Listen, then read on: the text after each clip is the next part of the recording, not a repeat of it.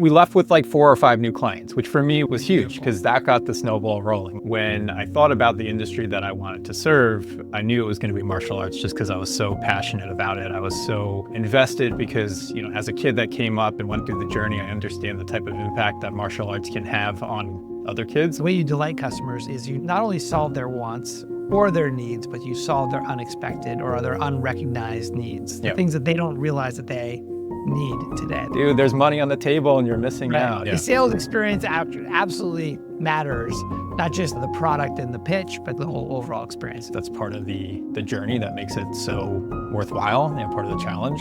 Customers will only love a company as much as its employees do. Welcome to the Deep Specialization Podcast, the show where we blend focus, strategy, and client intimacy in order to scale and simplify our businesses and our lives. I'm your host, Corey Quinn. Let's jump into the show. Today, I'm thrilled to be speaking with Stephen Reinstein. He's the CEO and founder of Market Muscles, a vertical specialist agency that serves over 700 martial arts and dance studios worldwide. Stephen is not only an agency owner, he's a lifelong martial artist, having started his training at the young, ripe age of 2 years old. I cannot wait to dive into his story.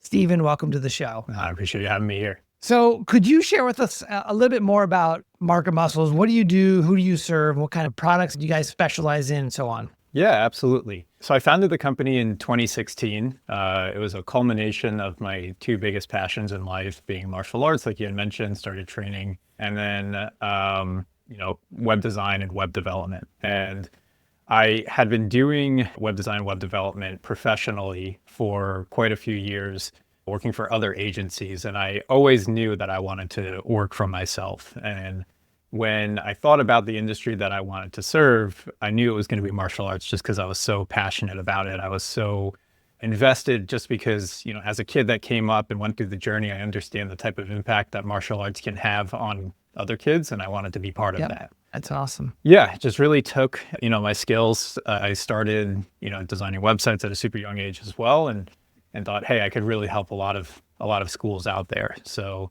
fast forward, I think it's almost 9 years now, serving over 700 locations, and now starting the journey of dancing or getting into the dance industry, which has been a lot of fun and also very challenging as well. Are you a dancer? I'm not. No, I've just been doing martial arts. I definitely have 2 left feet when it comes to dancing, but it's such a different, very similar in that they're serving a very specific market that's similar to martial arts. But when I go to the trade shows, it's a very different vibe for sure. Sure, absolutely. I can understand that. So how did you get involved in web design and development? Like where did that come in? Yeah. So like I mentioned, started at a young age. I think I was 12 or so once I really jumped into it. My dad was super into computers. So I've always grown up. I'm 35 years old now, but have grown up on computers. He did a lot of networking. He worked with Microsoft. He wrote a few books for Microsoft as well. So I kind of just grew up with that sort of inspiration there. And then I remember the first time I made money online. There was a guy that I was friends with that his parents owned an attorney agency, a lawyer practice, and they needed a new website. So I helped build it. I think I made $100, which for me was like awesome because I was 12, 13 years old. And that really sparked something in me like, oh, cool. I can kind of take this passion that I have for graphic design, web design, and turn it into something. So really started to pursue it. Of course, I was doing it, every now and then when I could find time between school and everything. But when I was in my senior year of high school, I actually made at the time, pretty dumb decision to drop out and really pursue my passion. Luckily, everything has worked out, but for a little while. Wait, so you dropped out of high school to which passion? Martial arts? Or no, web design and technology. Okay. Yeah. So I knew at a young age, like, this is what I wanted to do. And I just knew like high school was not really fulfilling like my desires, what I wanted to really focus on. So, I made that decision to drop out. My parents were not on board, but it's something that I knew was right for me at the time. And I just really wanted to jump into the workforce. Wow. I got my GED pretty much immediately after dropping out and just started working essentially. Was that about when you were about 16, 17? Yeah. Yep. So at that point you were designing websites. So you said you started at 12 to 7, so 5 years, and you're like, this is it. This is my opportunity. Just super curious, what platform were you developing websites on back then, like back in the early days? Yeah, so I was using Photoshop to Yep. design the websites, Yep. but before, like with coding and everything, you'd have to take the slice tool from Photoshop and like Yeah. slice your design into like little graphics and then port Yeah. it over to using CSS and HTML to make things look better. But it was a pretty manual process, and I was really heavily into the design side. I would Mhm. hire contractors to help with the development, but contractors could be super unreliable. So I was dealing with a specific project where I had a really tight deadline, and the contractor that I was using for development was not available, not answering. So I was like, okay, I got to figure out how to do this myself because I don't want to have to deal with this anymore. So that's kind of Nice. how I got into the programming side. It was just Nice. specifically based on the need of not having to rely on other people, essentially. My website design skills are horrible, but back in the day for myself, similar in some respects that I didn't actually learn how to code CSS and HTML. I mean, I know basic stuff, but Yeah. I use something like Dreamweaver, like a Oh, yeah. WYSIWYG Yeah. type of thing, right? That's how I would do the websites. Yeah. And then I hired someone to build a website for a consulting company I started back out of college, and he built it 100% in Flash, Okay. which at the time was like really cool. But Yeah. looking back now, it was not the right strategy. That's funny. And so you launched in 2016, and that was that about when you had left high school, or was there a period between you left high school and you really decided to focus in on the vertical market? Yeah, no, I worked at a couple different agencies between Okay. when I left high school and when I started Market Muscles. I worked for an agency where we were working on SaaS products, like based out of Silicon Valley, kind of those companies that were getting big cash investments. So there's one that's like absolutely huge called Sumo Logic now that we worked on.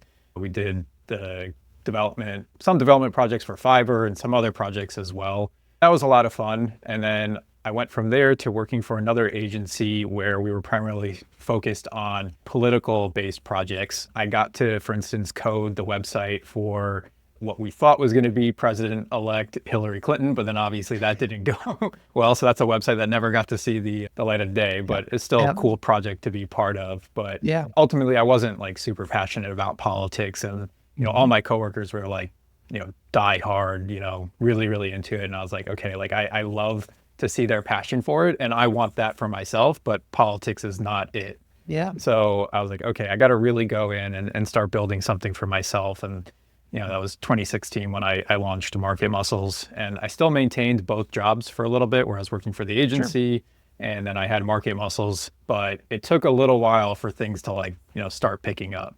Those first couple of months were scary. Sure. So real quick before we jump into that moment, because I think it's going to be helpful for the audience, but back at the agency, I'm imagining the agency was a web development, web design agency specifically. Yeah. And did you focus on the front end, the back end, a little bit of both? Like what aspect of the website build? Like for instance, Hillary Clinton's website. Like Yeah, it was mostly front end development. We use WordPress as like the core CMS yeah. that we were. So I was just building themes out, doing a lot of front end JavaScript as well. We were really starting to push the limits of animations and things like that with the projects that we were building. This was 2015, so still kind of, I guess, 10 years ago, which is wild that 2015 is 10 years a ago. lifetime ago, right? Yeah. So still trying to figure out, like, from a technology standpoint, how we can push the envelope. But yeah, mostly front end development.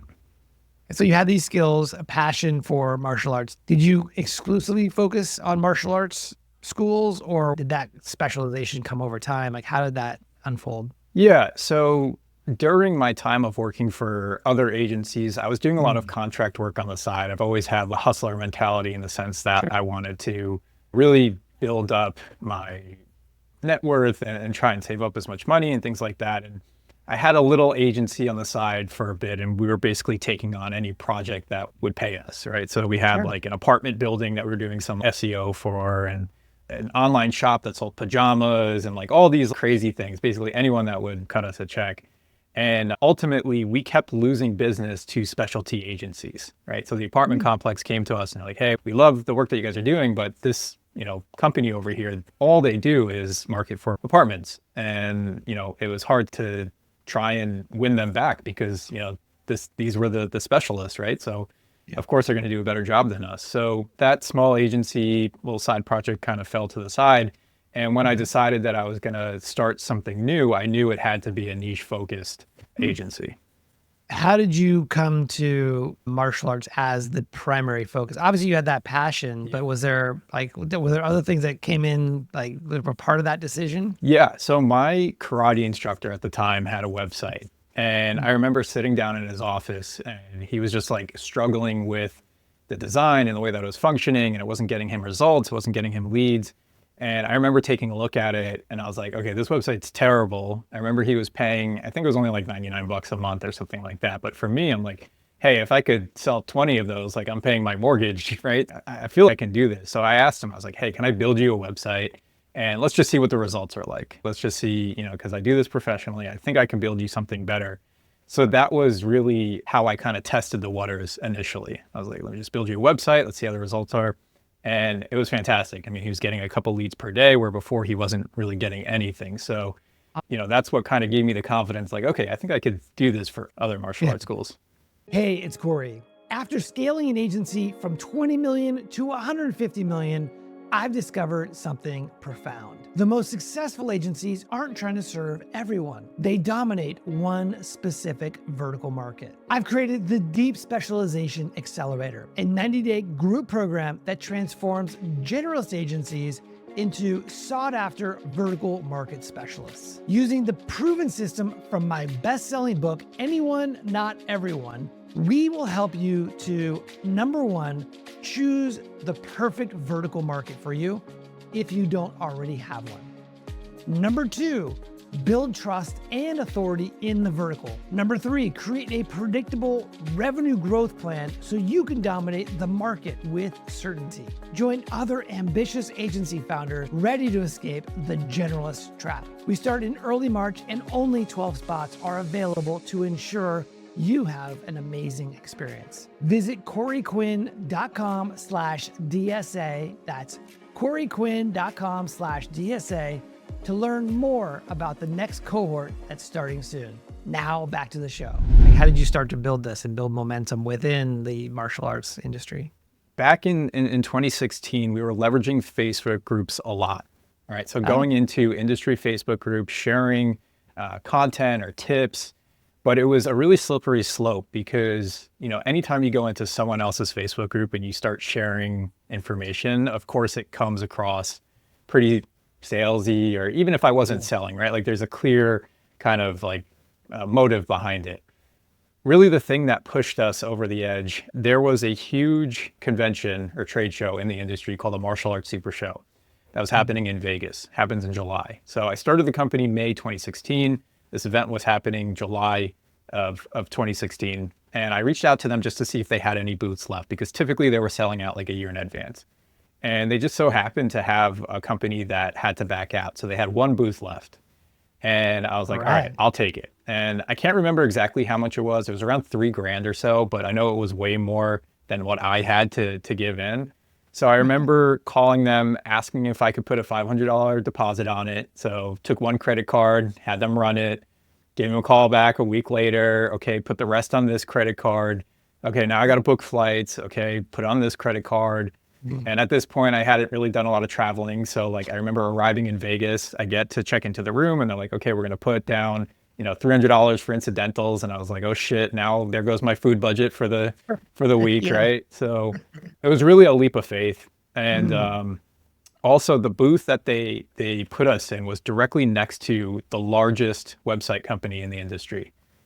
Like literally right next to them. What? And that's all they had left. And I was like, man, this is rough. Yeah. And did you have a booth? Was it a booth space or was it like just a tabletop? Like what was the actual space? Yeah, I mean, we had a 10 by 10 space, but like we had two pop-up banners and a 6-foot table. Like that's all we could do. Next to the behemoth.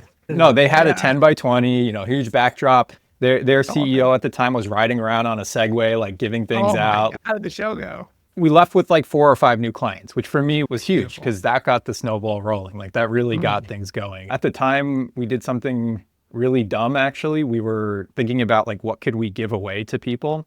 So it's day one. I was like, what if we gave away a free website for a year? Like that seems like it would be super valuable. And then I realized, hey, we're trying to sell websites. Why would someone buy a website from us if they have the opportunity to potentially win one for a year? So I was like, okay, we got to scratch that idea. So day 2, we come back, we take down the sign that says win a website for a year we left with 4 or 5 clients. And at that time we were pricing ourselves, I think at $179 per month. So we were like super, super cheap, but really just trying to build up, any sort of reputation really. At that time, was the promise of the website more new students, or was it more just a web presence? Like, what was the pitch there back then? Yeah, it was solely focused on getting them more leads, Yeah. because that's ultimately what we did for my karate instructor. And then, that's really what these schools care about, right? And they can have a brochure website, but that's not going to do anything for growing their business. So $179 per month, and the value prop was we're gonna build you a great website, build your visibility, get you more leads. Yep, type of thing. exactly. Great. 4 or 5 clients. Yeah, so word started to spread. We kept on picking up clients, and it's funny, I mapped out our revenue every single month. And I'm going to bring this up because I think it's super interesting to kind of read this. So June of 2016, our gross revenue for that month was $379. July of 2016, $733. August was $1,317. I'm going to fast forward you to December. We're at $5,830 a month. Monthly recurring. Monthly recurring, yes. So things just started to naturally grow. We started to get a great reputation about how our services were performing. And then looking at 2016, we ended the year at 32,000. Something happened in 2017 leading into 2018 that really exploded our growth. We had a specific competitor in the industry, and this is more luck, but great timing and of course having a great product. A major competitor in the industry started to have certain issues internally, and they weren't responding to their customer support tickets in a reasonable amount of time. Their product was never updating. It was a very static website where clients weren't able to go in and make changes, or there's no posting on a blog or anything like that. And then they started to have internal issues with staff and things like that. And ultimately, they just had clients that were leaving them, 20, 30, 40 clients a month leaving them and coming to us, which was awesome, because we were in a great position where things were, starting to really build up and we had a really great product. They weren't doing the same to keep up with where technology was moving. But of course, with the influx of clients, we were dealing with a lot of issues as well. It revealed some crack in the system potentially. Absolutely. Yeah. Yeah, that's normal. You mentioned after the show in July, you got the 4 to 5 clients that started to build some more organic kind of business opportunities. How did that happen specifically? Was it that you would take the fact that you had these new clients, you'd use that as part of your marketing collateral, or was it that word of mouth was starting to pick up, or what exactly drove the additional leads throughout the rest of the next year? Yeah, absolutely. So a couple different things that worked extremely well for us. So first of all, I offered something that I would call lightning calls. Okay, so I'd go into a Facebook group and I'd say, hey, I've got the next hour available. I'll take 4 people on for 15 minutes each. I'll answer whatever questions you have about online marketing. First 4 people to message me, let's hop on a call. And that worked extremely well. And it didn't matter whether or not they were clients or not clients. It was just simply to, build relationships, give back, provide value. But also for myself, getting into the business was not very comfortable with sales or really talking to people in that type of way. So being able to kind of have this low pressure chat with people, share my expertise, but not in a way where I'm trying to close the deal, was really helpful for kind of building myself up to be able to do that. So that was super helpful in terms of, getting, our clients to share testimonial videos. That was super imperative. And then also joint ventures. There's a curriculum company. So they were all about building children's curriculum that martial arts schools could take just to enhance the way that they could teach other martial arts schools. And they jumped in pretty early with us. They kind of saw the big picture and what we were trying to do. And that was really helpful. I think joint ventures has been probably one of our best ways of growing. For those who are not familiar, what is a joint venture? How does it look? How does it work? What does a good partner look like? That type of thing. Absolutely. Yeah. So joint ventures are basically you looking at other industry providers that don't offer exactly what you're offering, but would be a good, kind of a good thing to have side by side with what you're doing, right? So For us, it could be, a CRM company, for instance, because we're focusing on the websites. CRMs are focusing on the member management aspect of it. It could be like an insurance company, for instance, right? There's different types of businesses out there that would be a good joint venture partner for us. But it's really identifying, these businesses out there that have our ideal client, and we also have their ideal client. So, by partnering up and finding this joint venture, you can kind of share clients back and forth, and ends up being a great deal for everyone. What are some ways that you would partner with these partners, like these joint ventures? Yeah, so big ways that we would kind of collaborate. One, doing webinars. That was always huge. Mm-hmm. I mean, I think the big thing that you always want to be doing is providing value to your prospects. So doing webinars. We would host in-person events. They would host in-person events. So kind of speaking on each other's stages was always super helpful, but really just giving our kind of like sign of approval to our customers that trust us and to their customers that trust them, ultimately lead, to people signing up. And then figuring out ways where you can enhance the customer's experience by having both of your products, right? So we would create social media graphics for our clients to be able to take and run for Facebook ads. This curriculum company, they had special branding and things like that. So we would customize our social media graphics to have their branding on it. When you say events, were they local events or the national events like the Martial Arts Super Show, or what type of events do you guys host? Yeah, there were industry events, and typically when we would do it, it would just be for our clients. When they would do it, it'd mostly be for their clients. The big kind of conventions like the Martial Arts Super Show and some of the other ones, those are like, 6-figure productions that are put on. Big. But you would host your own event separate from those, right? Yeah, exactly. And it would be like, 80 people or so. It doesn't have to be anything crazy, but I much prefer those because there's such like a deeper connection that's built with the people in the room versus those large trade shows. So those always ended up to be a lot more fruitful than the bigger ones for sure. What are some best practices for hosting an event like that? Oh man, this is a loaded question. So I think by the way, I've done it myself, so I know there's a lot to it. Yeah. First thing I'll say is organization of those events is not my particular strong point. So finding someone on my team, and of course it's a little bit easier once you have team members that are great on that, but I had people on my team that were like super excited about the idea of planning. And of course, anytime you're hosting this sort of event, it starts 6 months before or 8 months before it actually happens because of the amount of planning that goes into 2 days or 1 day. It's pretty wild. But really for us, the big thing is like if our customers were paying the money to fly across the country or to come out, my main focus was really on the content, ensuring that they're getting the most out of it, ensuring that they're able to network with the people around them to get any sort of questions answered. So that's really what my focus was on. I think one of the things that our customers really appreciated was being fed really well. I know it sounds silly, but making sure that they're getting fed, they're getting drinks, that coffee's available, that, there's all sorts of different options. Details mattering. Yeah, right? It really does. I mean, we had one client that's lactose intolerant, right? So we need to make sure that they have their creamer that they can have and all these minute details that go into it. But it's those things that really leave a lasting impression with your clients and make them stay for so long if you can put that thought into it. And so how do you track or measure the success of one of these events? How do you know it was a good event? Yeah, that's a great question. So I think there's some technical things that you can do in terms of sending out post-event questionnaires. What did you think about this session? Give this a rating. What did you think about this speaker? But for us, we really went in it with the intention of making sure that we're growing our relationship with our clients, right? So we weren't looking for an immediate ROI. And of course, there are ways to make money from hosting these sorts of events, but that really wasn't our focus. We were really focused on, okay, best experience possible.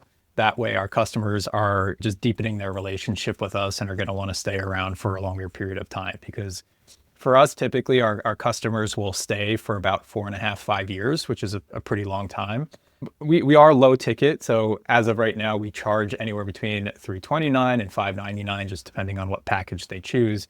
But our lifetime value of our customers end up being like 18,000 or so. So, it's in our best interest to invest and want to keep them for a long period of time. Well, you talk about one of the ways that you market the business and you've grown is by having a great product. Yes. Can you talk about the product and what makes it great? Yeah, absolutely. So this is the part that I'm personally super passionate about. I built the product, the website itself. I now have developers on my team that help with more of the CRM functionality that we're building. I'd love to talk a little bit about the inspiration that we're taking from Scorpion now. And you actually sent out an email, I think it was yesterday or today, where you talked about owning the product, owning the data. Yeah. One system. Yes. The system. Yeah, Yes. exactly. And it's so good. But really for us, it's like anticipating the needs of our customers before they even anticipate it and providing a solution. So that way, they're set up for success, right? Yes. Like around COVID, for instance, that was a huge time for gyms, martial arts schools, because they were shut down, right? So they couldn't get their students in the doors. So we thought, okay, martial arts schools are going to be going out of business left and right. So what can we do to help them get through the COVID time? So first thing that we started doing was building an online platform where they can start running classes online and teaching their students virtually, right? So it's really kind of looking to the future, figuring out, okay, what are those future needs that they're going to need, and then providing that as a solution. I love that. I think there's a great book called Peak by Chip Conley. And I don't know if you know who he is, but he was the chief experience officer over at Airbnb. Oh, wow. So really cares about the experience of guests. And previous to that, he had a series of high-end boutique hotels. And he wrote this amazing book called Peak. Highly recommend it. But one of the things that he talks about is when you are able to delight customers, the way you delight customers is you not only solve their wants or their needs, but you solve their unexpected or other unrecognized needs, the things that they don't realize that they need today. They're not asking for it because it hasn't occurred to them. Yep. You're able to solve it before they even ask. Yeah, absolutely huge. It's awesome. Hey, it's Corey. I wanted to take a quick break from the show to say that if you're an agency owner looking for a strategic and reliable white label partner, you should check out E2M. They offer website design, WordPress development, e-commerce solutions, SEO, PPC, and content writing. And they are trusted by over 300 agencies. You can check out E2M's transparent and flexible pricing model at e2msolutions.com/the Deep Specialization Podcast. For limited time, E2M is offering a special 20% discount for the Deep Specialization Podcast listeners on your first month. Go check them out. Now back to the show. So within martial arts, you mentioned that one of the ways that you've been able to build and deepen relationships with your clients and prospective clients is through in-person kind of events and whatnot. Do you find that you have to communicate the value of the work that you do to these martial arts studios because what you're selling effectively is a digital product? Like, do they inherently understand? Because I think the nature of the business is through in-person experiences. How do you help people to understand the value of things like Facebook and websites? Yeah, that's actually a really great question because it's something that we are constantly thinking about and quite honestly have struggled with in the past, right? Because we're dealing with fairly non-technical people, right? Their focus is on the mats, it's teaching, it's instructing. And, we may spend 100 hours on building some incredible feature and we're so proud of it, but to them, what does that translate into?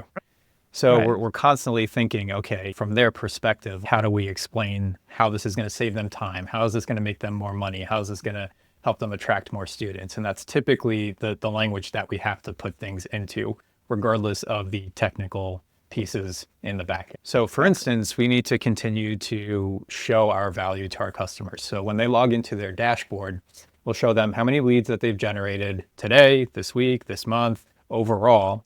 And then we'll put a little calculator in there as well. So it shows the average value of a martial arts student, right? They pay on average around $120 a month. So then we'll show them you have potentially earned an additional X amount based on the amount of leads that you generated, based on the conversion rates that you should be hitting lead to member, and then the average price of a membership. And this is how much you've added to your business, to your bottom line because of market muscles, right? So we really try to kind of show them, here's how much money you're adding to your business because of us. Right. You're doing the math for them and putting it right there. So it's unignorable. Exactly. Now, what happens if you're able to send amazing leads to the studio, but they are just not closing them and they're complaining? How do you manage that situation? Yeah. So probably one of the most frustrating things as an agency owner, right? Especially if you log into any of their platforms and you see like people texting them like, hey, I'm interested, send me more info, and then they're not responding back. And it's like, dude, there's money on the table and you're missing out. It sucks. So one of the big things that we started doing, so you interviewed a guest, Chris Rodriguez, who is a very close friend of mine. She runs a Facebook and Google agency for martial arts schools. So we tend to share a lot of customers and pass them back and forth. And there's a program that they run, they call it their concierge program, where they'll essentially call leads for the martial arts schools. And that program has been great. Anytime that we see our clients not doing what they're supposed to be doing, we'll refer them to that program. But anything that you can alleviate from the business owner, I think they're happy to pay for, especially if it's going to bring them the results. So that's been kind of the way that we've dealt with it. But I think offering a concierge program in general could be super beneficial because business owners, we know firsthand we've got so much going on, even though we know responding to leads should be the top priority. But for some, it's not for whatever reason. Yeah.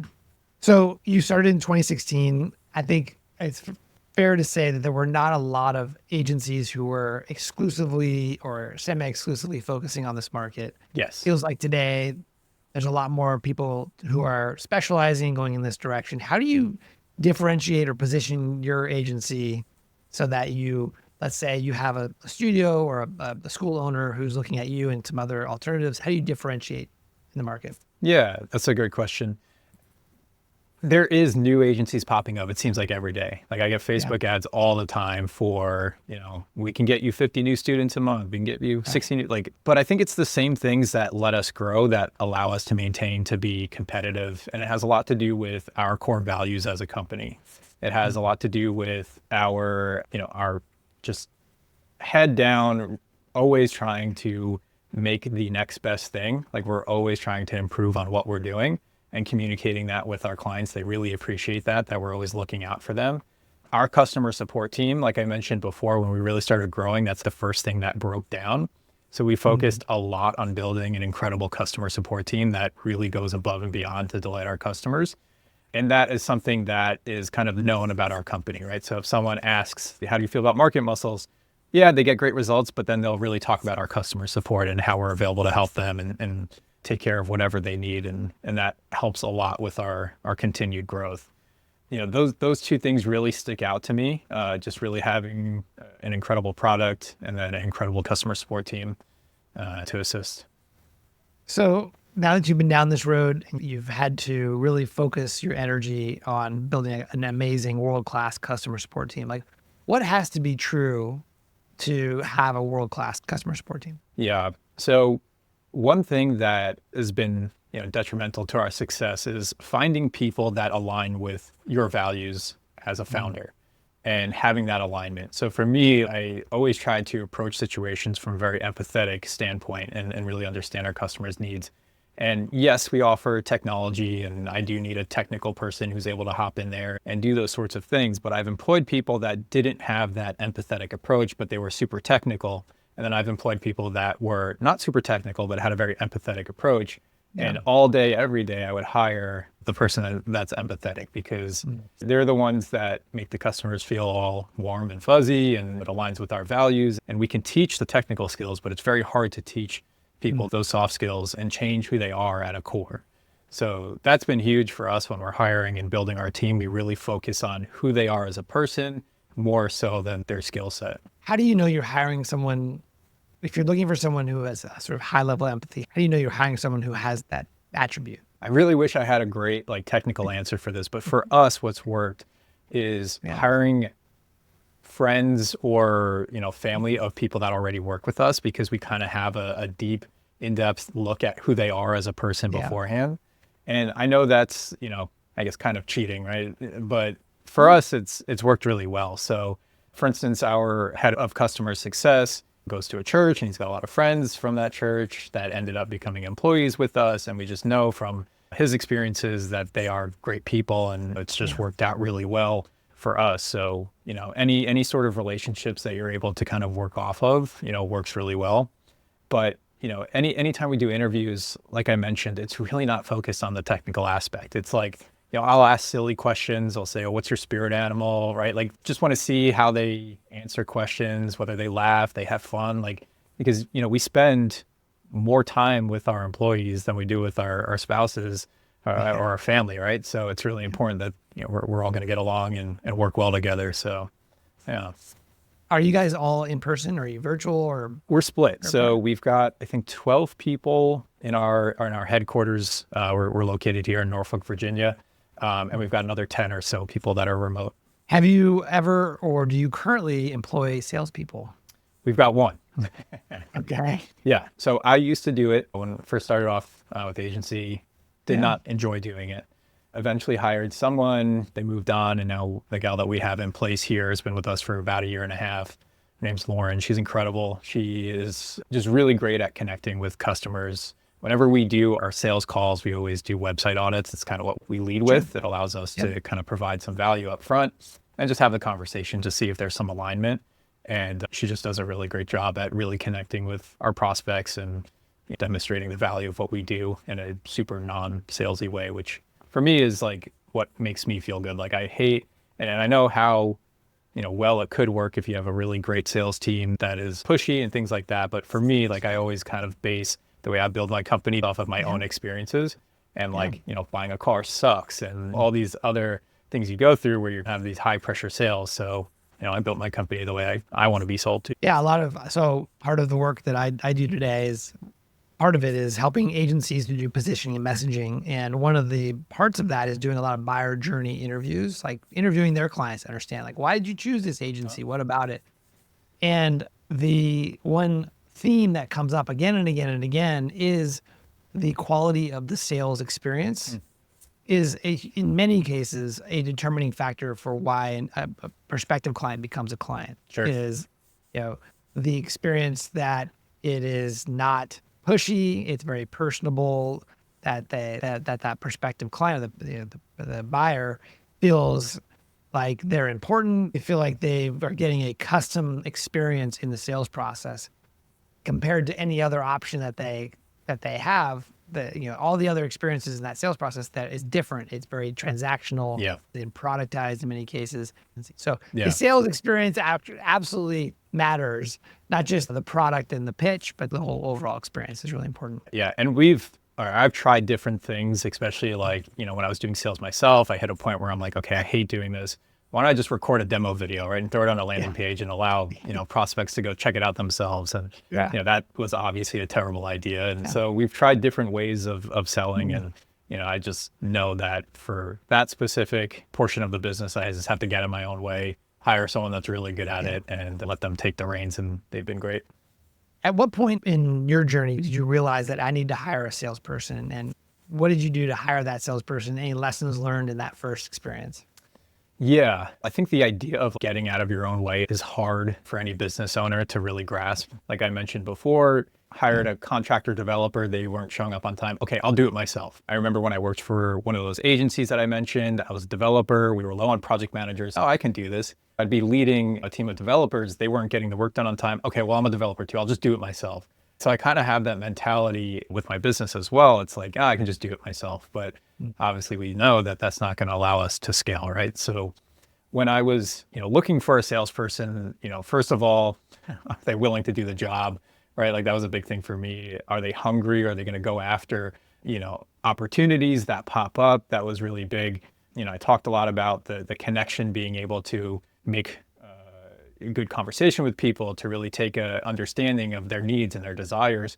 And it was really helpful that the person that we have in place now, Lauren, she was working for another agency doing sales before. So her knowledge when it comes to SEO, when it comes to web design, the way that those things have an impact on a business and how to properly convey that was really huge. I will say that our salesperson is probably one of the higher paid people in the company, just because it's such an important role.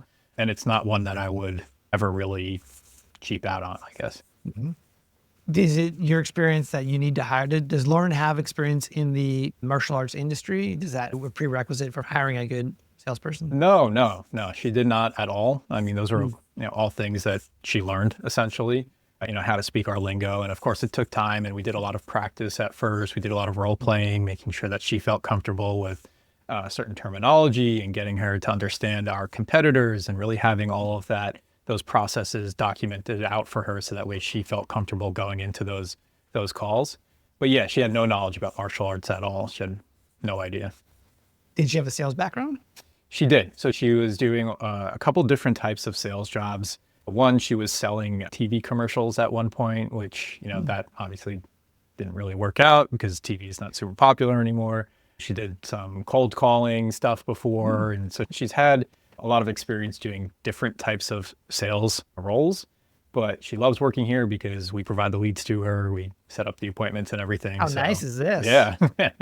So based on that, you don't do a lot of outbound. It's all managing inbound leads. Yeah, we do, of course, run Facebook ads and things like that, but it's just to generate inbound. Yeah, we've tried outbound before, but I would say that it was mostly on us, not really taking the time to figure it out.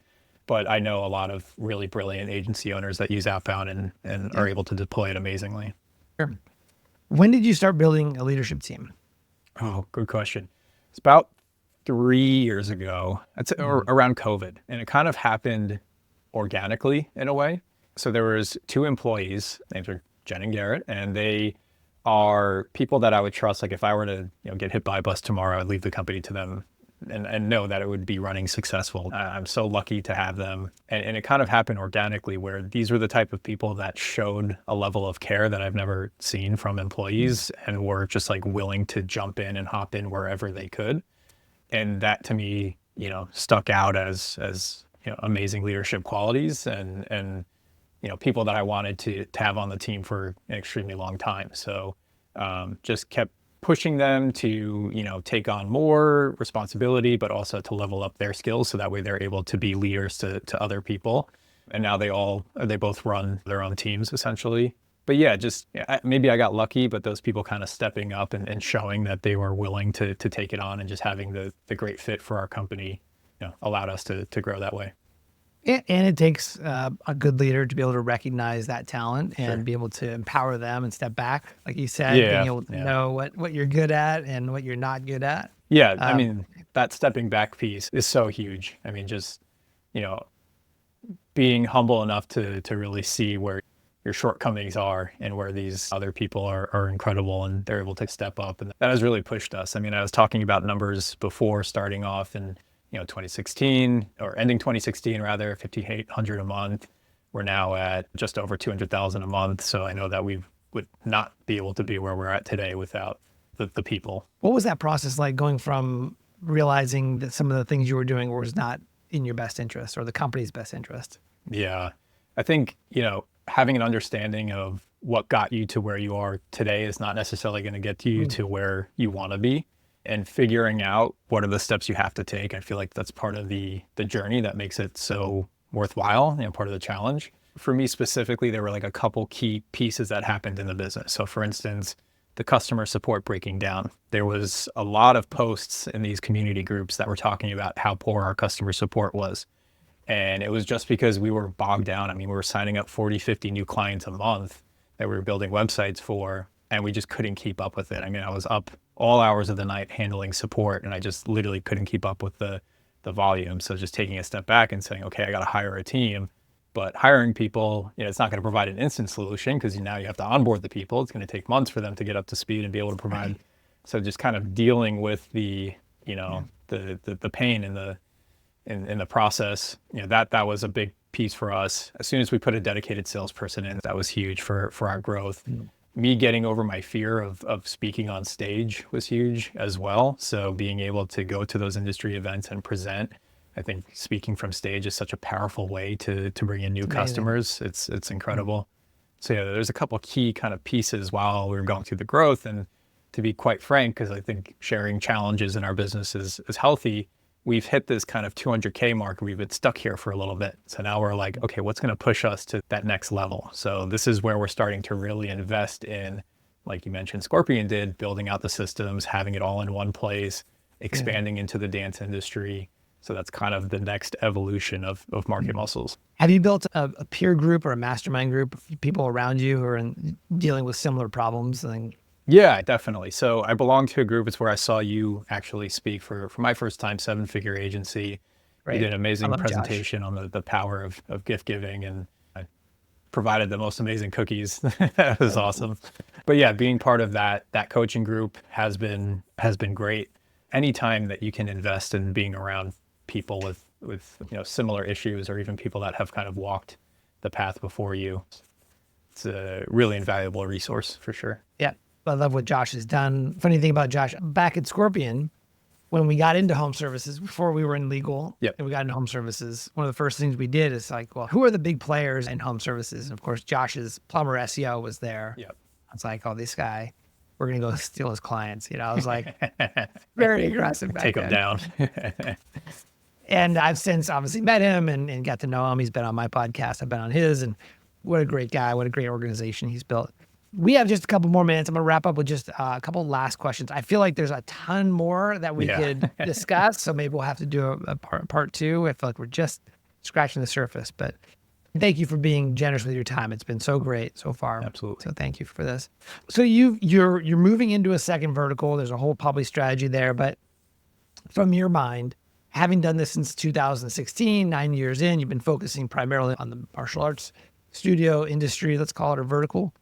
What are the risks involved in taking a vertical approach, a very concentrated vertical approach in your mind? Maybe it's a good thing that I'm like stumped here on the risks of taking a vertical approach. I mean, it has been so fruitful for us that it's hard to really say, like that it's risky. I mean, if there's any risk, it's probably just based off of someone's own fear of whether or not they can come into an industry and provide a solution that they feel like is maybe being provided already.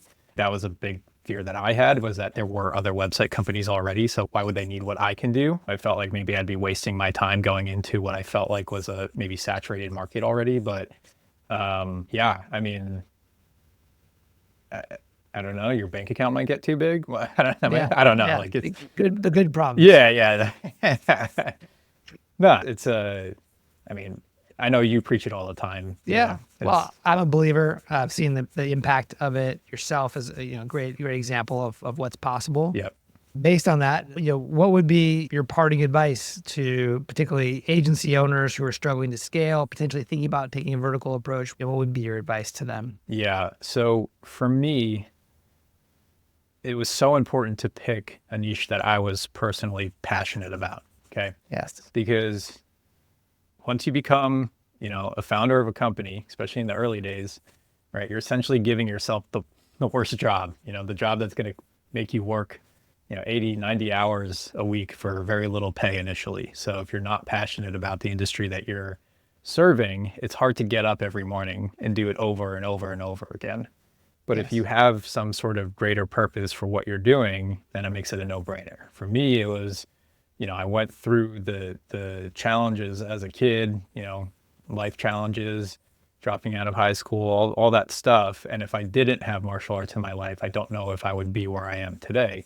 So being able to spread martial arts to more kids, and we've now are responsible for generating over 1.5 million leads for martial arts schools. So just the idea that we've connected that many people to martial arts, like that makes me get up every single day. I couldn't say I would feel the same about another industry. So I think that if anyone's going to do this, try and pick an industry that you're passionate about. Wise advice. Very, very wise. What's your motivation? Motivation changes, or has changed for me through different stages of the business. Originally, it was covering my mortgage. That was my goal. That was my motivation. Now my motivation is providing as much opportunity for my employees as possible. And there's nothing better than when I get an employee who comes to me and says, hey, can you sign this employment verification form? I see them pull up in a new car or expand their family and have kids. Like, that is so cool to me to be part of that. So that's really a big thing for me. I want to continue to grow the business just to provide more opportunity. I want to see, my leadership team be able to retire here and stay here. And if we decide to sell in the future, have a great payout and just provide an amazing experience for all of our employees. Wow, that's wonderful. What a great leader that I'm speaking with that wants to create that for their employees. I remember going to, I had the opportunity through Scorpion to go to the Disney Leadership Institute. And one of the things I walked away from that you reminded me of, which is that customers will only love in a company as much as its employees do. Yeah, That's a good limiting advice. factor, right? And so Amazing. I think you're building something pretty cool there. So Stephen, thank you so much for coming on the show and sharing your wisdom, your journey with us. I've learned a lot, and I'm sure the audience has as well. Where's a good place for people to reach out to you if they have more questions? Yeah, Facebook is a great place. Just look me up, Stephen Reinstein on Facebook. Or if you want to shoot me an email, it's just Stephen@marketmuscles.com. Wonderful. Thanks again, man. Awesome. Thank you. Thanks for tuning in to the Deep Specialization Podcast. If you haven't checked out my best-selling book, Anyone, Not Everyone, you can download the audiobook for free right now by going to anyonenoteveryone.com. That's anyonenoteveryone.com. And finally, a special thank you to our sponsor, E2M. We'll see you in the next episode.